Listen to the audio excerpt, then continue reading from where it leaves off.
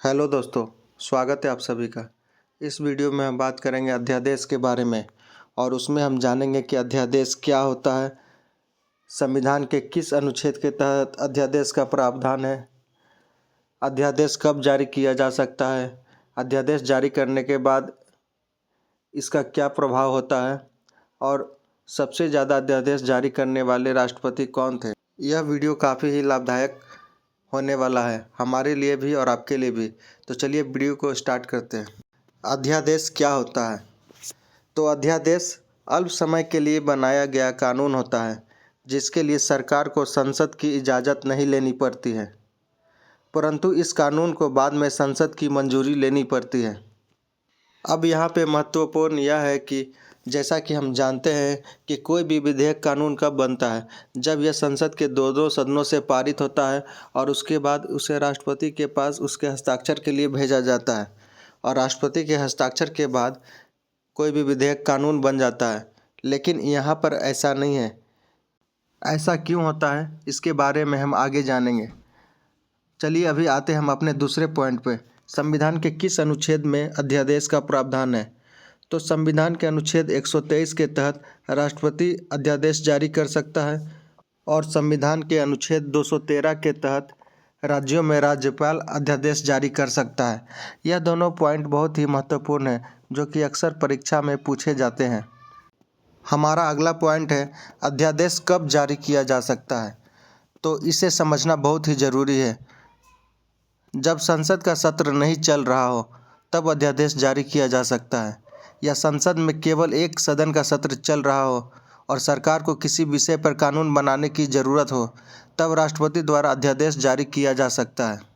लेकिन विधेयक को बाद में इसे कानून बनने के लिए संसद के दोनों सदनों द्वारा पारित किया जाना होता है। अगर यह संसद के दोनों सदनों द्वारा 6 महीने के अंदर पारित नहीं होता है तो यह अध्यादेश स्वतः समाप्त हो जाता है। अब यहाँ पे महत्वपूर्ण बात यह है कि जब संसद का दोनों सदन सत्र में चल रहा हो तो क्या अध्यादेश जारी किया जा सकता है? तो इसका जवाब है नहीं। जब संसद का दोनों सदन सत्र में चल रहा हो तो उस समय जारी किया गया अध्यादेश अमान्य माना जाएगा। और यहाँ पे महत्वपूर्ण बात यह है कि राष्ट्रपति उन्हीं विषयों के संबंध में अध्यादेश जारी कर सकता है जिन विषयों पर संसद को कानून बनाने की शक्ति प्राप्त है। आइए अब जानते हैं राज्यों के बारे में। कुछ राज्य ऐसे हैं जहाँ पे द्विसदनीय व्यवस्था है, तो कुछ राज्य ऐसे हैं जहाँ एक सदनीय व्यवस्था है। तब राज्यपाल द्वारा अध्यादेश तभी जारी किया जा सकता है जब विधानसभा का सत्र नहीं चल रहा हो, और जिन राज्यों में द्विसदनीय व्यवस्था है उन राज्यों में दोनों सदनों का सत्र नहीं चल रहा हो तब राज्यपाल द्वारा अध्यादेश जारी किया जा सकता है। लेकिन जैसे ही विधानसभा का सत्र शुरू होता है तो उस विधेयक को विधानसभा में, और जिन राज्यों में द्विसदनीय व्यवस्था है वहाँ दोनों सदनों में इसे पास कराना ज़रूरी होता है। लेकिन परिस्थितियाँ कुछ ऐसी हो जिसमें इस अध्यादेश की ज़रूरत है तो अगले 6 महीने के लिए नवीनीकरण भी किया जा सकता है। अब यहाँ पर एक बात आपसे जानने की ज़रूरत है, क्या किसी भी कानून की तरह अध्यादेश को भी न्यायालय में चुनौती दी जा सकती है? तो इसका जवाब है हाँ, किसी भी कानून की तरह अध्यादेश को भी न्यायालय में चुनौती दी जा सकती है और सरकार को न्यायालय में अध्यादेश के कारण को बताना पड़ेगा। अगर न्यायालय सरकार के कारणों से सहमत नहीं होती है तो वो अध्यादेश को रद्द भी कर सकती है।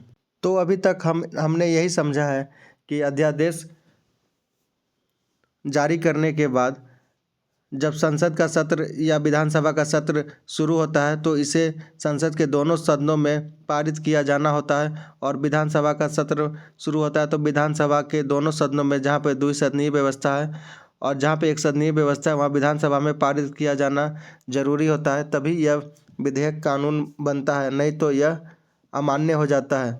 और इसे पारित करने की जो समय अवधि होती है वो 6 महीने की होती है।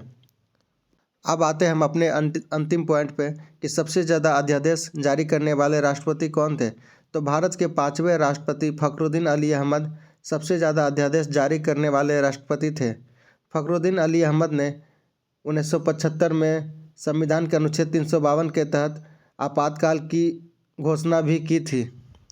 तो आपसे उम्मीद की जाती है कि अध्यादेश के बारे में इतनी जानकारी तो अवश्य होनी ही चाहिए। अगर आपको इस वीडियो का नोट्स चाहिए तो आप डिस्क्रिप्शन में जाकर उसे ले सकते हैं। Thank you for watching.